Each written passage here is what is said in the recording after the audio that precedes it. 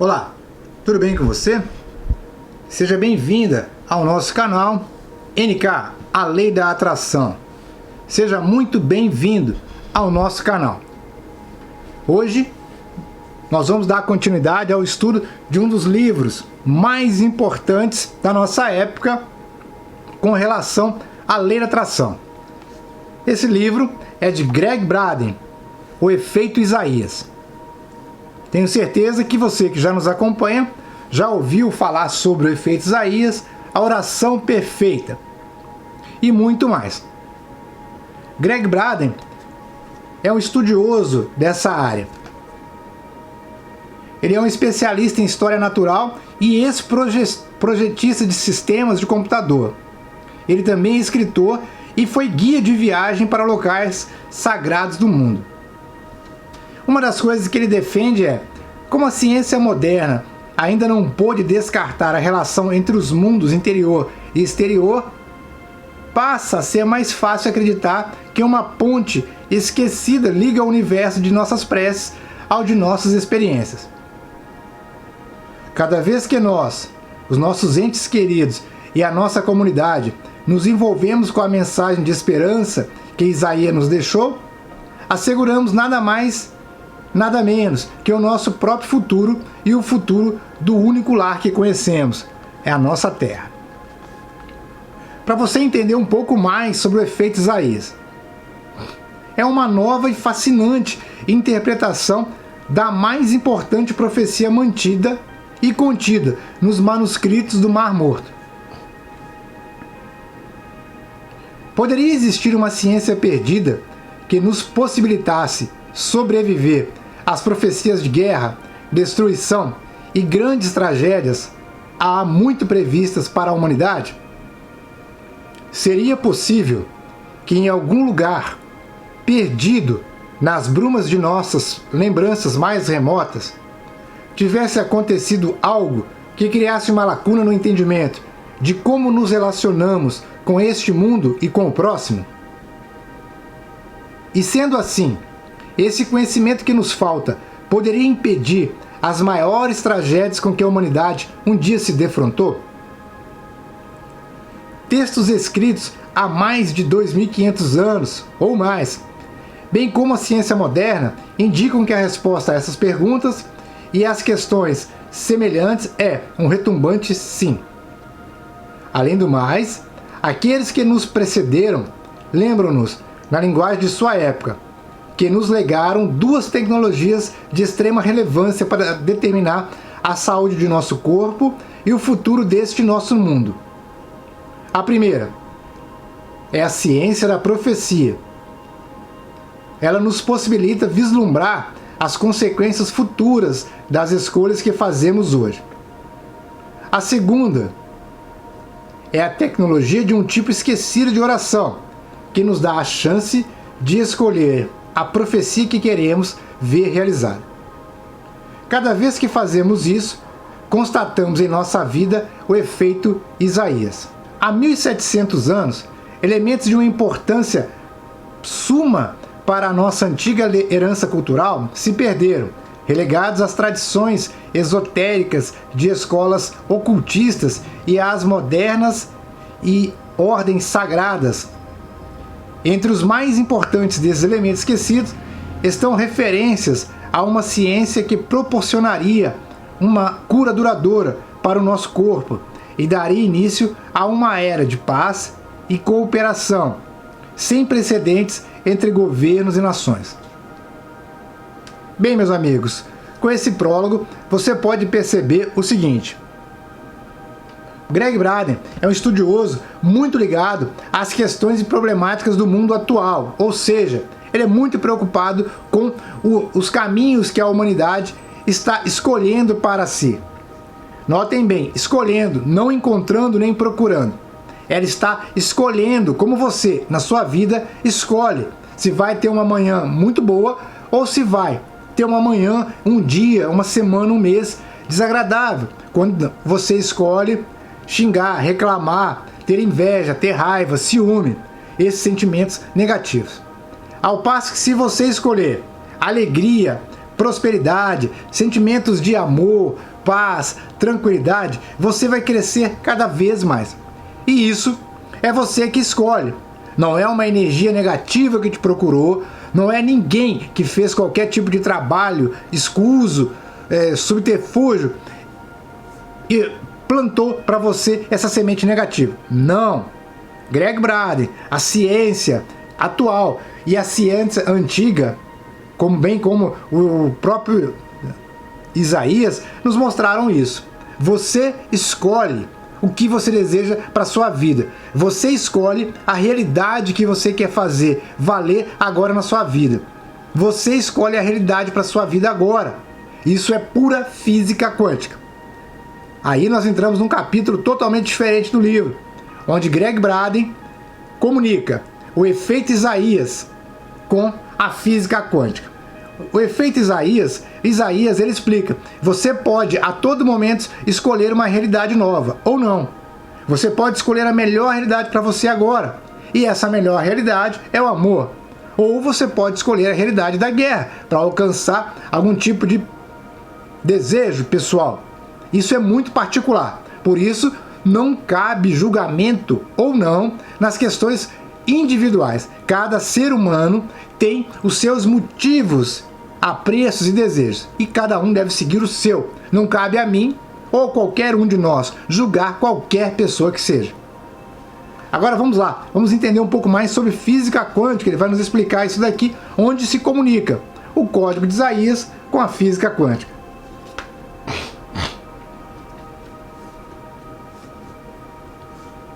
Nesse livro pioneiro, Greg Braden trata dos manuscritos de Isaías, provavelmente os mais importantes dos manuscritos do Mar Morto, descobertos em 1946, e que nos proporcionam o conhecimento de uma forma antiga e eficaz de oração. Em O Efeito Isaías, Greg Braden combina pesquisas no campo da física quântica com as palavras do profeta Isaías e dos antigos essênios. Ele demonstra que as profecias que se referem a uma catástrofe global e a sofrimentos podem representar apenas possibilidades futuras e não previsões de um fim iminente. E afirma que temos o poder de alterar essas possibilidades, infinitas possibilidades. Além de descrever múltiplos futuros, os textos de Isaías nos levam um passo além, detalhando claramente a ciência que revela como escolher o nosso futuro. Remontando as palavras-chave do texto de Isaías em sua língua original, descobrimos que ele ensinava um modo de oração que se perdeu no Ocidente durante a edição da Bíblia do século IV. Greg Braden nos dá explicações pormenorizadas de como os elementos contidos nesse modo de orar têm sido aplicados numa variedade de circunstâncias que vão desde a recuperação de situações difíceis da nossa vida até a realização de preces coletivas, como a que foi praticada por aldeias inteiras para controlar os incêndios de 1998 no Peru. Em todos os exemplos, a relação entre a oração e uma reviravolta dos acontecimentos em questão estava além da possibilidade de ser uma simples coincidência. As orações produzem efeitos que podem ser mensurados. Entretanto, voltando, como a ciência moderna ainda não pôde descartar a relação entre os mundos interior e exterior, passa a ser mais fácil acreditar que uma ponte esquecida liga o universo de nossas preces ao de nossas experiências. Cada vez que nós, os nossos entes queridos e a nossa comunidade nos envolvemos com a mensagem de esperança que Isaías nos deixou, asseguramos nada mais, nada menos que o nosso próprio futuro e o futuro do único lar que conhecemos, a nossa Terra. Bem, vocês perceberam aqui que Greg Braden é um cientista tremendamente preocupado com o futuro da humanidade, como eu já falei. As cartas de Isaías, os textos perdidos no Mar Morto, eles afirmam, enfim, a humanidade pode escolher o seu destino, o seu caminho, a possibilidade melhor para todos nesse exato momento. Depende de cada um de nós. Cada um de nós, fazendo a sua oração para um mundo melhor, vai conseguir fazer com que esse nosso mundo seja realmente melhor. Essas são as infinitas possibilidades da física quântica aplicada ao código de Isaías, o efeito Isaías. Bem, hoje nós vamos trazer o idioma de Deus, a ciência perdida da oração e da profecia. Você vai entender mais emoção, pensamento e sentimento, ensinados por Isaías. Um forte abraço. Nos encontramos no próximo vídeo. Não se esqueça, inscreva-se no nosso canal. Se gostar, seja um membro, uma apoiadora do nosso trabalho. Curta e compartilhe esse vídeo para que esse conhecimento chegue a mais e mais pessoas em todos os lugares do mundo. Fique agora com a narração do livro. Um forte abraço. O idioma de Deus. A ciência perdida da oração e da profecia. Antigas tradições afirmam que o efeito da oração não deriva das próprias palavras da prece, mas de algo diferente. Talvez seja esse o motivo pelo qual muitas pessoas parecem ter perdido a fé na oração. Depois dos editos bíblicos do século IV, os pormenores subjacentes à linguagem da prece gradativamente foram sendo esquecidos no Ocidente, restando apenas as palavras. Durante essa época, muitas pessoas começaram a acreditar que o poder da oração estava apenas na palavra falada. Mas as revelações contidas em textos anteriores ao século IV nos mostram que não há códigos mágicos de vogais e consoantes que abram as portas para os reinos desconhecidos.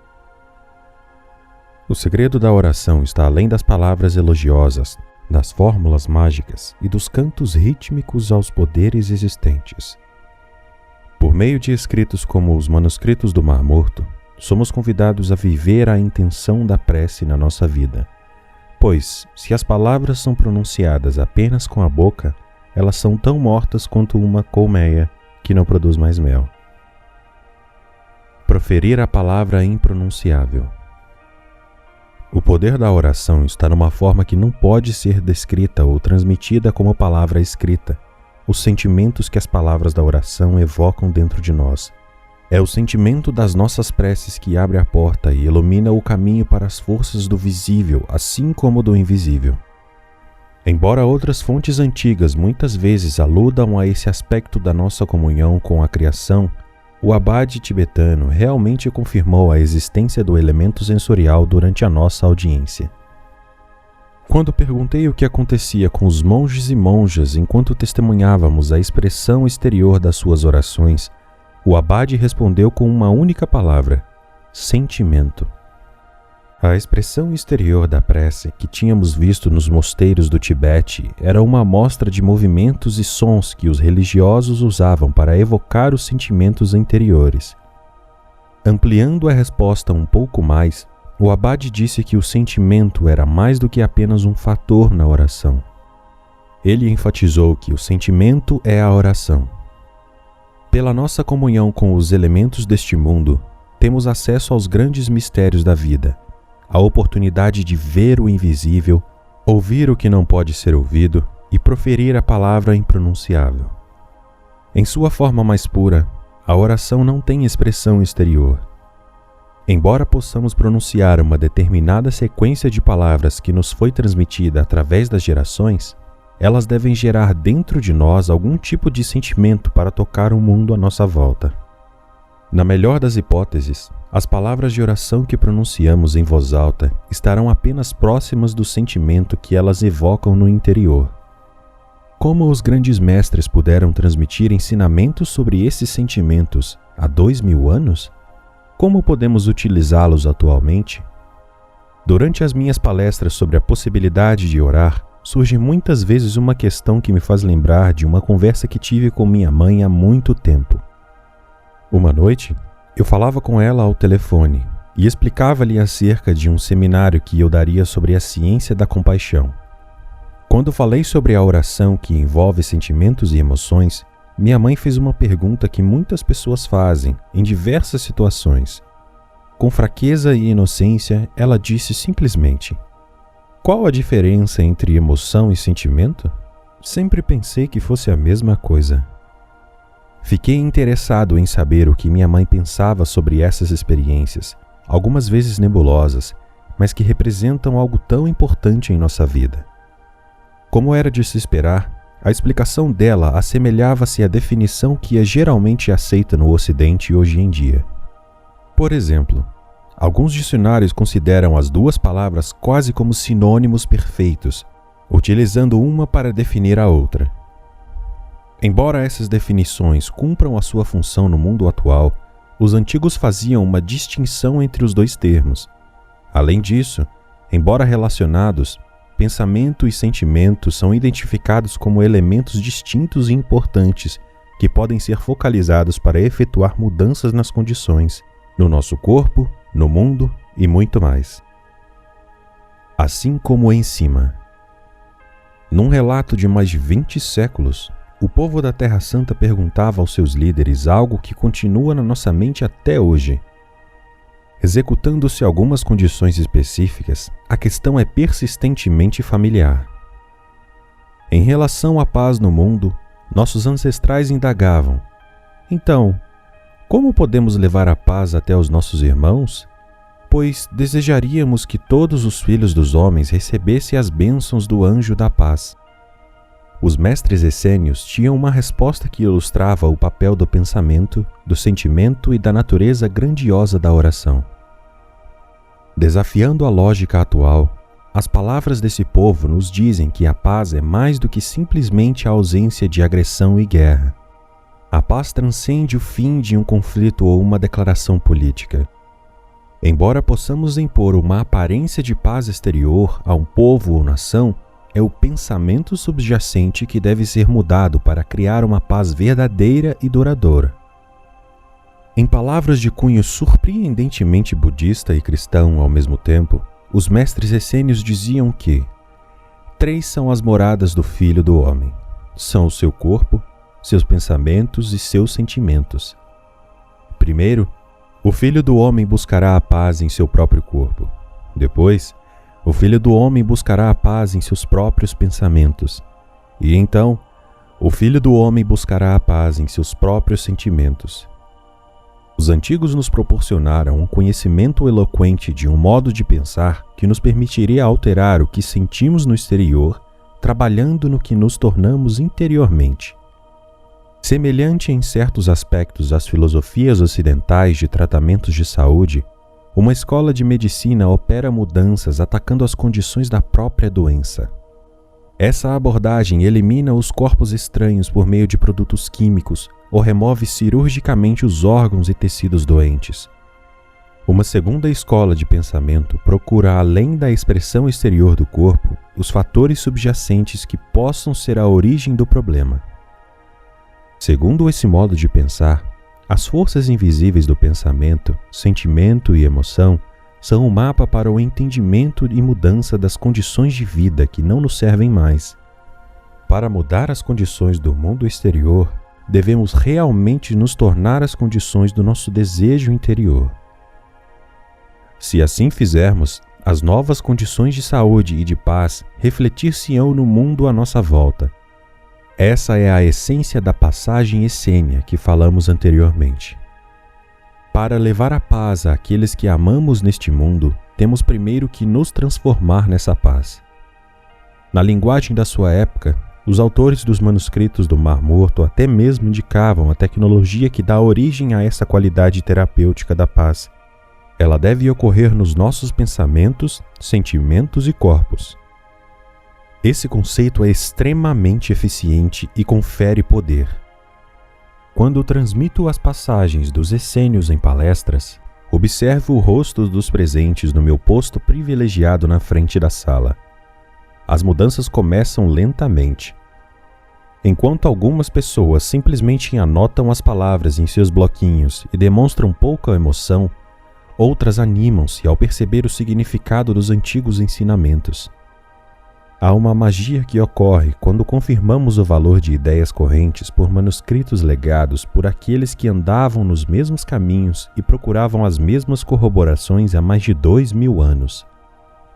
Em seus ensinamentos, os essênios faziam uma clara distinção entre emoção, pensamento e sentimento. Embora estreitamente ligados, pensamento e emoção primeiro devem ser considerados independentemente e depois fundidos numa união de sentimentos que se torna a linguagem silenciosa da criação. As descrições seguintes de cada uma das experiências são a chave que nos levará à essência da modalidade perdida da oração. Emoção. A emoção pode ser considerada a fonte do poder que nos impulsiona para nossos objetivos na vida. É por meio da energia das emoções que alimentamos os pensamentos que as tornam reais. Mas o poder da emoção, em si mesmo, pode ser disperso e sem direção. É na presença do pensamento que a nossa emoção se direciona, infundindo vida à imagem dos nossos pensamentos. As antigas tradições dizem que somos capazes de 2 emoções primárias. Podemos dizer mais precisamente que, no decorrer da vida, passamos por diversas condições que se resumem numa única emoção. O amor é uma dessas condições. Aquilo que acreditamos ser o oposto do amor é o segundo extremo, por vezes descrito como medo. A qualidade das nossas emoções determina como ela se expressa.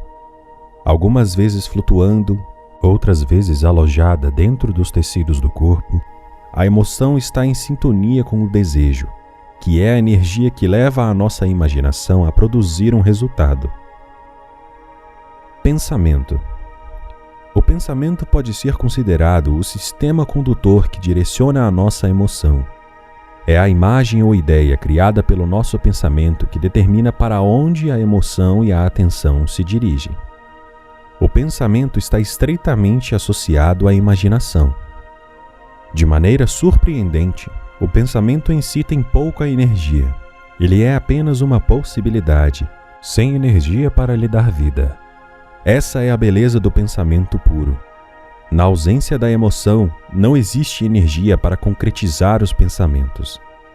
É o dom de pensar, na ausência da emoção, que nos permite modelar e simular inofensivamente as possibilidades da vida, sem criar ou temer o caos. É apenas no amor ou no medo pelos objetos do pensamento que infundimos vida às criações da imaginação. Sentimento.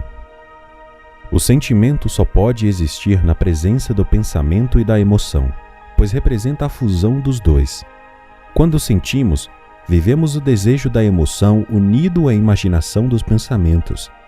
O sentimento é a chave da oração, pois a criação reage ao mundo dos sentimentos. Quando atraímos ou repelimos pessoas, situações e condições com que deparamos, temos de olhar para os nossos sentimentos para entender o porquê. Por definição, para que haja um sentimento, temos primeiro de ter um pensamento e uma emoção subjacentes. O desafio de desenvolver o nível mais elevado de domínio pessoal é reconhecer quais pensamentos e emoções são representados como sentimentos. A partir dessas definições, breves e simplificadas, fica claro por que é impossível evitar experiências assustadoras e dolorosas por meio do pensamento. O pensamento é apenas um dos componentes da nossa experiência, a visão na nossa mente dos resultados possíveis. A dor, todavia, é um sentimento, o produto do pensamento alimentado pelo amor ou medo daquilo que a mente acredita que tenha ocorrido. Com base nessa fórmula, os mestres essênios nos ensinam a curar as lembranças das experiências mais dolorosas, alterando a emoção da experiência em si. Como uma antiga base para o moderno axioma, a energia segue a atenção, uma concisa parábola do perdido evangelho que descreve esse conceito. Quem tentar proteger a sua vida, perdê-la-á. Essas palavras ilusoriamente breves explicam por que algumas vezes atraímos para a nossa vida experiências que preferíamos não ter. Nesse exemplo, quando nos preparamos e nos defendemos contra cada possibilidade e situação na qual poderíamos perder a vida, O modelo diz que, na verdade, estamos atraindo a atenção exatamente para essa experiência que procuramos evitar. Ao não desejar algo, criamos as condições que permitem que isso se concretize. Em vez de concentrar a atenção naquilo que não queremos, uma escolha superior seria identificar aquilo que desejamos para nós e viver a partir dessa perspectiva. As afirmações representam um admirável exemplo desse princípio. Nos últimos tempos, as afirmações tornaram-se muito populares entre os seguidores de alguns ensinamentos espirituais e esotéricos. Essas tradições afirmam que, afirmando várias vezes por dia tudo o que desejamos para a nossa vida, esses desejos se realizarão. Como regra geral, quanto mais simples a afirmação, mais claro o efeito. As palavras de nossas afirmações muitas vezes são ecos dos desejos de mudar de vida, como "meu par perfeito está se manifestando para mim agora", ou "tenho abundância agora e nas manifestações futuras". Conheço pessoas que transformaram suas afirmações em uma disciplina séria. Elas começam o dia com adesivos no espelho do banheiro, lembrando-lhes das afirmações. Quando vão para o trabalho, as notinhas estão no painel e no espelho retrovisor do carro. No escritório, na mesa do trabalho, nos murais e grudados na tela do computador estão mais papeizinhos, cada um representando um lembrete vigilante das coisas que elas desejam ter, mudar ou trazer para a sua vida. É claro que as afirmações abriram muitas portas para algumas pessoas. Pela primeira vez, elas se sentiram poderosas e responsáveis pelos acontecimentos de sua vida. Para muitos, as afirmações obviamente funcionam, mas para outros, não. Depois de meses repetindo inutilmente as afirmações criativas, as pessoas simplesmente deixaram de fazê-las. O antigo modelo de pensamento, emoção e sentimento pode ajudá-las a compreender o que aconteceu ou deixou de acontecer. Quando a oração não dá resultado. Recentemente, fiz uma pesquisa relacionada com a oração entre os participantes de um seminário. Os resultados da pesquisa foram usados para dar um exemplo atual da natureza da prece para essa determinada audiência. Eu começava perguntando aos presentes: quando você reza, o que pede? Anotei num quadro as respostas e os vários cenários descritos. Depois de 6 meses dessas pesquisas informais, entre audiências que representavam uma amostragem de diversos grupos étnicos, geográficos e etários, surgiram 4 tipos principais de prece: por mais dinheiro, empregos melhores, mais saúde e relacionamentos melhores, precisamente nessa ordem. Aplicando o nosso modelo de prece como uma combinação de pensamento, sentimento e emoção, podemos investigar o motivo pelo qual as orações dão resultado e o que acontece quando não funcionam. No topo da lista, por exemplo, o motivo mais comum da oração é a necessidade de ganhar mais dinheiro. Para podermos rezar a respeito de mais dinheiro, primeiro temos de ter mais percepção sobre o dinheiro que já temos. Preenchendo os espaços à direita, compreendemos melhor a qualidade dessas percepções. Quando pedi aos presentes que descrevessem seus pensamentos sobre dinheiro quando pediam por mais, as respostas choveram de todos os lados. Obviamente, eram de natureza semelhante. O mais comum eram frases como: não é o suficiente, preciso de mais, e está acabando. Rapidamente, anotei as palavras na coluna Pensamentos. Anteriormente, havíamos identificado o pensamento como o nosso sistema de direção, o programa condutor da energia que movimentamos no mundo. Sem o poder para alimentar o pensamento, ele existirá indefinidamente como uma possibilidade na nossa mente. O potencial do pensamento na ausência da energia para alimentá-lo é conhecido como desejo. Para que o pensamento tenha força, temos de outorgar-lhe energia. Talvez seja esse o motivo pelo qual as orações algumas vezes parecem não obter resposta. Na ausência de poder para dar vida às afirmações e preces, elas existirão indefinidamente como um potencial, desejos bem intencionados. É o dom da emoção que dá força à possibilidade do nosso desejo. reconhecendo que podemos escolher o amor ou o medo como uma emoção que alimenta o nosso pensamento, quase sempre a necessidade de alguma coisa baseia-se no medo. Quando dizemos que precisamos de mais, que não há o suficiente ou que está acabando, em geral é o medo que dirige essas declarações. Admitindo que pode haver exceções, coloquei a palavra medo no alto da coluna emoção. A partir desses elementos aparentemente simples da oração, fica bem claro o mecanismo de como e por que as preces atuam. Mostrando ao público o resultado da pesquisa, eu fazia uma pergunta. Quando fundimos a emoção do medo ao pensamento de não temos o suficiente, qual o sentimento que obtemos? A resposta em geral é o silêncio. Não é surpresa, pois o sentimento é diferente em cada pessoa. A palavra usada para descrever o sentimento não é importante. O que importa é o sentimento em si. Vamos? Eu perguntava novamente. O que você sente quando pensa que não tem mais dinheiro e sua emoção é o medo? Eu me sinto mal, falava alguém. Eu fico péssimo, exclamava outro. Exatamente, respondi. É isso mesmo. Escolhemos as circunstâncias da nossa vida pelos nossos sentimentos, pela união invisível dos nossos pensamentos e emoções. Quando imaginamos o resultado e nos conscientizamos da emoção que alimenta a nossa mente, cria-se o sentimento. Para entender o que criamos, basta olhar para o mundo à nossa volta. Como podemos criar dinheiro, relacionamentos e saúde se os sentimentos que reforçam a nossa criação são mal e péssimo? Os sentimentos de inferioridade alimentam a criação com a experiência menos desejável da nossa vida, a sensação de que não somos dignos. Quase todos os presentes já conheciam os princípios do exercício. A novidade era a oportunidade de realmente entender o que acontecia com as orações no passado.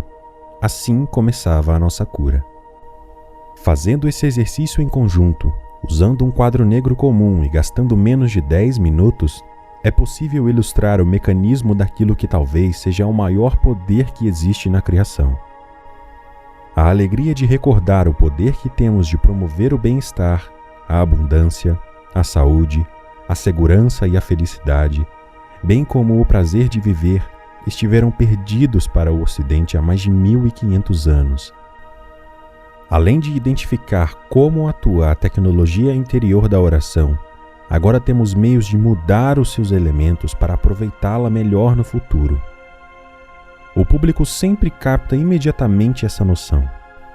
Primeiro, ouve-se um suspiro, depois outro e mais outro, acompanhados por risadas nervosas, talvez um esforço inconsciente para amenizar a intensidade do momento. Olhando para o rosto dos presentes, tenho o privilégio de ver o milagre que acontece.